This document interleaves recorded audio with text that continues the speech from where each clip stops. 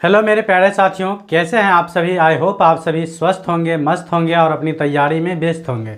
तो जैसा कि पता होगा आप लोगों को, जो हम लोग अभी नेक्स्ट टॉपर 2026 की बैच में हैं और अभी हम लोग देख रहे हैं हिंदी। ठीक है, इससे पहले हम लोग हिंदी ग्रामर का भी एक टॉपिक कंप्लीट कर लिया है, हिस्ट्री का भी कंप्लीट कर लिया है। तो इसके बाद हम लोग देख रहे हैं हिंदी, जिसमें आप लोगों को चैप्टर, लेखक का नाम और उसकी विधा, इसको मैं बता दिया हूँ आप लोगों को। अगर आप लोग वीडियो नहीं देखे हैं तो चैनल पे जाइए, प्लेलिस्ट बना हुआ है, वहाँ से आप लोगों को जो है प्रत्येक सब्जेक्ट टॉपिक बाय टॉपिक आराम से देख सकते हैं। ठीक है ना, प्रत्येक सब्जेक्ट का प्लेलिस्ट बना हुआ है नेक्स्ट टॉपर 2026 की बैच के नाम से। ठीक है ना, तो ये नेक्स्ट टॉपर 2026 में जो मैंने लिखा है, ये ऐसे ही मैंने नहीं लिख दिया है, ये इसलिए मैं आप लोगों को बार बार याद दिला रहा हूँ, क्योंकि इस बैच का जो नाम रखा गया है नेक्स्ट टॉपर 2026, तो आप लोगों को जो है 2026 में जो है टॉपर बनाना है, ये मेरा लास्ट उद्देश्य है। ठीक है ना, टॉपर आप लोगों को बनाना है 2026 में, इसीलिए मैं आप लोगों को बार बार याद दिला देता हूं। तो आप लोग जो है अपने पूरे जोश और जुनून से लगे रहिएगा। ठीक है ना, तो चैप्टर लेखक का नाम पढ़ने के बाद उसके बाद जो पहला चैप्टर आता है बातचीत, जो कि एक निबंध है, उसके निबंधकार है बालकृष्ण भट्ट जी। तो पहले क्लास में हम लोग ये रहे बालकृष्ण भट्ट जी, आज हम लोग इन्हीं के संपूर्ण जीवनी के बारे में देखने वाले हैं। ठीक है ना, जो इनका जन्म कहाँ हुआ, मृत्यु कहाँ हुआ, इन्होंने अपने जीवन में कौन कौन से महत्वपूर्ण कार्य किए, इनकी रचना कौन कौन से महत्वपूर्ण है, उस सभी को हम लोग आज पूरे डिटेल से देखने वाले हैं। तो आप लोग वीडियो के अंत तक ज़रूर देखिएगा। ठीक है, चलिए उससे पहले एक ज़रूरी सूचना है, अगर आप लोग इस क्लास का PDF चाहते हैं या हमारे द्वारा कराए गए किसी भी क्लास का PDF चाहते हैं, तो ये हमारा टेलीग्राम का ऑफिशियल चैनल है, यहाँ से आप लोग ज्वाइन हो जाइएगा। तो प्रत्येक क्लास का PDF बिल्कुल फ्री में मिल जाएगा, ये PPT के साइज़ में भी और A4 साइज़ में भी। ठीक है, तो चलिए शुरू करते हैं। तो ये रहे हमारे बालकृष्ण भट्ट जी, जो कि बातचीत जो है आपके निबंध, इनके निबंधकार है। बातचीत क्या है, एक निबंध है। तो एक एक चैप्टर हम लोग पढ़ेंगे तो ऐसे ही याद हो जाएगा, चैप्टर का नाम, लेखक का नाम और उसकी विधा। ठीक है ना, तो बालकृष्ण भट्ट जी जो है, ये बातचीत जो आपके पाठ्य पुस्तक में है निबंध, उसके निबंधकार है। ठीक है ना, तो इनका जीवनी हम लोग देखेंगे। तो देखिए, इनका जो जन्म हुआ था, याद रखिएगा, 23 जून 1844 ईस्वी को। ठीक है, तो याद रख लीजिएगा, अगर पूछ लिया जाए बालकृष्ण भट्ट जी का जन्म कब हुआ था, तो याद रखना है 23 जून 1844 ईस्वी को। उसके बाद पूछे जाएगा इनका निधन कब हुआ था, तो 20 जुलाई 1914 ईस्वी को। इस सब को जो है सेम टू सेम अपने नोटबुक में लिख लेना है और इसको जो है एकदम 10 बार पढ़ना है अभी से लेकर के। ठीक है, तो जन्म जो हुआ था 23 जून 1844 ईस्वी को और इनका निधन हुआ था 20 जुलाई 1914 ईस्वी को। पूछा जाएगा इनका निवास स्थान कहाँ है, ये रहते कहाँ थे, तो याद रखना है आप लोगों को इलाहाबाद, जो कि उत्तर प्रदेश राज्य में पड़ता है। ठीक है, बालकृष्ण भट्ट जी का निवास स्थान कहाँ है, तो इलाहाबाद, जो कि उत्तर प्रदेश राज्य में पड़ता है।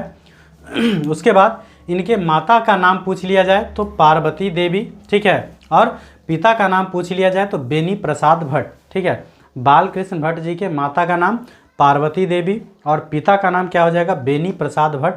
ये कई बार बोर्ड एग्जाम में पूछा जा चुका है। ठीक है ना, और बालकृष्ण भट्ट जी के जो पिताजी थे बेनी प्रसाद भट्ट, ये पेशे से व्यापारी थे। तो कभी पूछ लिया जाए बालकृष्ण भट्ट जी के पिताजी जो है पेशे से क्या थे, तो याद रख लीजिएगा एक व्यापारी थे। ठीक है, चलिए ये रहे हमारे बालकृष्ण भट्ट जी। तो आप लोग इनका चेहरा भी देख लीजिए, एकदम याद रखना है। ठीक है, उसके बाद आ गया वृत्ति। वृत्ति का मतलब क्या होता है, जो वो अपने जीवन में जो है कौन कौन से महत्वपूर्ण कार्य किए थे। तो बालकृष्ण भट्ट जी के वृत्ति में याद रखना है, जो 1869 ईस्वी में अध्यापन, मतलब 1869 ईस्वी से ये अध्यापन का काम किए थे। ठीक है ना, दो शब्द होता है, एक होता है अध्ययन, ठीक है ना, एक होता है अध्ययन और दूसरा होता है अध्यापन। क्या आप लोग जानते हैं इसके बारे में, तो बताइएगा। अध्ययन का मतलब होता है पढ़ना, ठीक है ना, और अध्यापन का मतलब होता है पढ़ाना। ठीक है, तो ये अध्यापन का कार्य कब से स्टार्ट किए, 1869 ईस्वी से। उसके बाद 1885 ईस्वी में प्रयाग के CAV स्कूल में संस्कृत का अध्यापन किए। 1885 ईस्वी में याद रखिएगा बालकृष्ण भट्ट जी प्रयाग के एक CAV स्कूल था, उसमें उन्होंने संस्कृत पढ़ाने का काम किए थे।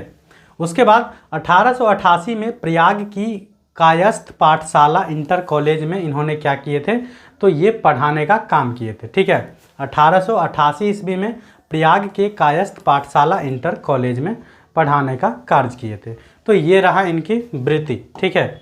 उसके बाद नेक्स्ट बात करें रचनात्मक सक्रियता, मतलब इन्होंने जो रचना किए थे उसमें कब से सक्रिय रूप से भाग लिए या कब से सक्रिय रूप से रहे वो, ठीक है। तो पहला पॉइंट दिया गया है, जो भारतेंदु हरिश्चंद्र की प्रेरणा से हिंदी वर्धनी सभा प्रयाग की ओर से 1877 में जो है हिंदी प्रदीप नामक मासिक पत्रिका निकालना प्रारंभ किए। तो पूछा जाएगा ये जो है हिंदी प्रदीप काफ़ी महत्वपूर्ण है इसका, ठीक है ना। पूछा जाएगा हिंदी प्रदीप किसकी पत्रिका है, तो याद रखिएगा बालकृष्ण भट्ट जी की। ये कैसा पत्रिका है, तो याद रखिएगा ये एक मासिक पत्रिका था। मासिक पत्रिका किसको बोलते हैं, तो जो महीने में एक बार निकलता है। जैसे अभी हम लोग जो अखबार देखते हैं दैनिक जागरण, दैनिक भास्कर या और जो भी अन्य जो रहता है, ये अभी हम लोग देख रहे हैं दैनिक अखबार है, ठीक है ना। ये पर डे निकलता है, प्रत्येक दिन का, ठीक है। तो उसी प्रकार से एक होता है साप्ताहिक। तो साप्ताहिक हम लोग किसे बोलते हैं, तो जो सप्ताह में एक बार निकलता है उसको बोलते हैं साप्ताहिक। तो हिंदी प्रदीप जो है ये बालकृष्ण भट्ट जी का क्या था, तो ये मासिक पत्रिका था, ठीक है। ये किसके मतलब प्रेरणा से निकला था, तो भारतेंदु हरिश्चंद्र की प्रेरणा से निकला था और हिंदी वर्धनी सभा प्रयाग की ओर से 1877 में। तो ये सभा था जिसके द्वारा इसका प्रकाशन किया गया था। तो मेनली इतना ही याद रख लीजिएगा, जो हिंदी प्रदीप जो है बालकृष्ण भट्ट जी की मासिक पत्रिका था जिसका निकालना 1877 में इन्होंने स्टार्ट किए थे। और बोल रहा है इसे वे 33 वर्षों तक निकालते रहे। मतलब 1877 में अगर आप 33 जोड़ दीजिएगा तो कितना आ जाता है, तो ये आ जाता है 0 7 3 10 1 11, उसके बाद 8 और 1 9। मतलब 1877 से ये हिंदी प्रदीप नामक पत्रिका जो था मासिक पत्रिका उसको निकालना प्रारंभ किए थे और लगभग 33 वर्षों तक ये मासिक पत्रिका निकालते रहे, ठीक है। उसके बाद है 1881 में वेदों की युक्तिपूर्ण समीक्षा की। तो पूछेगा बालकृष्ण भट्ट जी जो है वेदों की युक्तिपूर्ण समीक्षा कब किए थे, तो याद रखना है 1881 ईस्वी में। उसके बाद है जो 1886 में लाला श्रीनिवास दास के संयोगिता स्वयंवर की कठोर आलोचना की।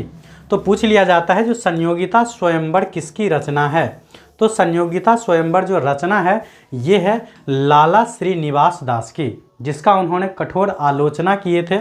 कब किए थे, तो 1886 ईस्वी में।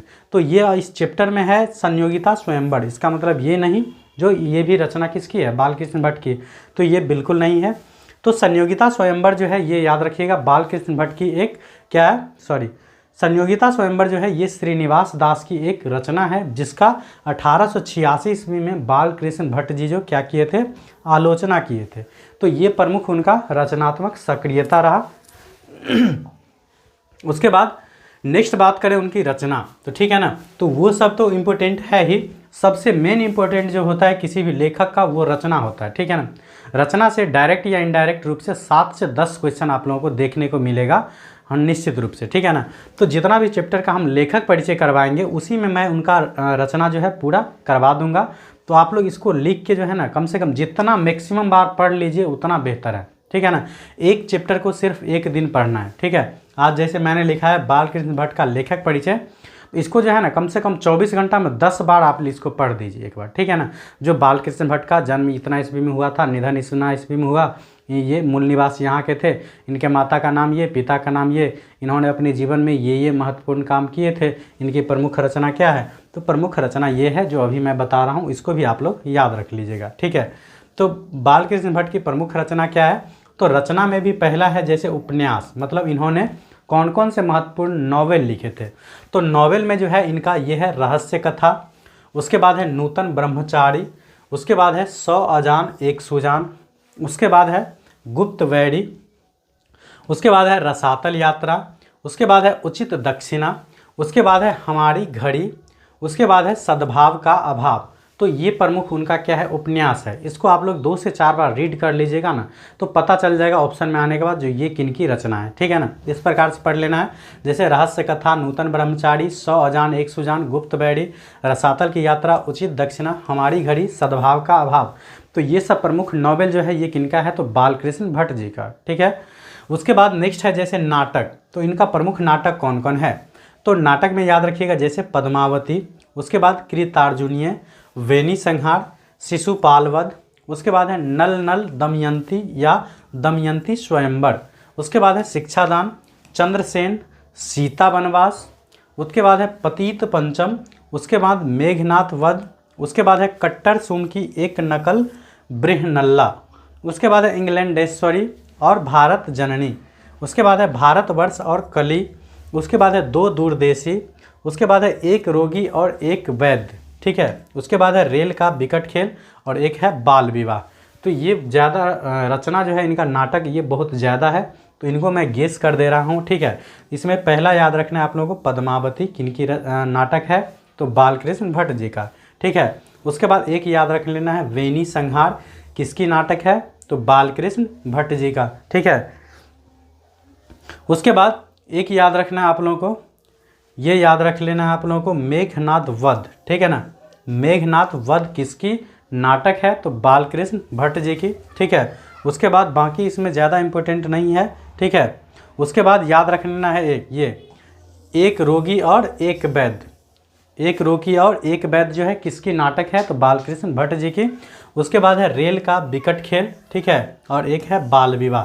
तो इस प्रकार से नाटक में जो है आप लोगों को 1 2 3 4 5 और 6 नाटक याद रख लीजिएगा, बाकी नहीं भी याद रखिएगा तो आपको कुछ बाल बांका नहीं होने वाला है, ठीक है ना। तो पहले ये 6 याद रख लीजिएगा, उसके बाद अगर आपकी कैपेसिटी है पूरा याद रख सकते हैं तो और मोस्ट वेलकम है, ठीक है।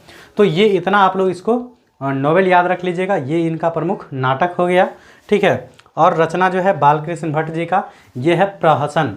तो रचना में जो प्रहसन याद रखिएगा, जैसे जैसा काम वैसा परिणाम, तो ये बालकृष्ण भट्ट की क्या है, तो प्रहसन है। उसके बाद है नई रोशनी का विष आचार विडंबन आदि, ये क्या है, तो ये सभी जो है उनका प्रहसन है बालकृष्ण भट्ट जी का।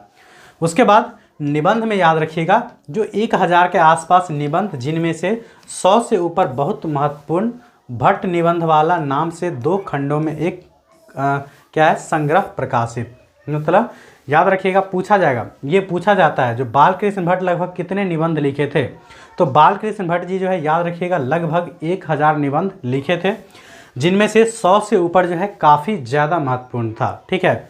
उसके बाद है भट्ट निबंधमाला नाम से 2 खंडों में एक संग्रह जो है प्रकाशित हुआ है। भट्ट निबंधमाला नाम से एक क्या है, तो 2 खंडों में एक संग्रह जो है प्रकाशित मिला है। तो ये था बालकृष्ण भट्ट जी का क्या है जीवनी परिचय, जो मैंने आप लोगों को काफ़ी आसान भाषा में और एकदम सिस्टमेटिक ढंग से करवा दिया हूँ। उम्मीद करते हैं आप लोगों को ये वीडियो पसंद आया होगा। वीडियो पसंद नहीं भी आया होगा तो आप लोगों के लिए काफ़ी ज़्यादा ज़रूरी है, ठीक है। आपको अच्छा लगे ना लगे लेकिन आपके लिए अच्छा ज़रूर है, इसलिए आप लोग वीडियो को अंत तक ज़रूर देख लीजिएगा। अगर देख लिए हैं तो वीडियो को लाइक ज़रूर कर दीजिएगा, वीडियो पसंद आए तो एक प्यारा सा कमेंट कर दीजिएगा, और इसी प्रकार के वीडियो को देखने के लिए चैनल को सब्सक्राइब ज़रूर कर लीजिएगा। हमारा फैमिली थोड़ा सा छोटा है तो आप लोग इसे बढ़ाने के लिए जो है शेयर अपने दोस्तों में ज़रूर कीजिएगा, ठीक है। Thanks for watching. उम्मीद करते हैं आप लोग अच्छे से तैयारी कर रहे होंगे, ठीक है। चलिए मिलते हैं नेक्स्ट वीडियो में।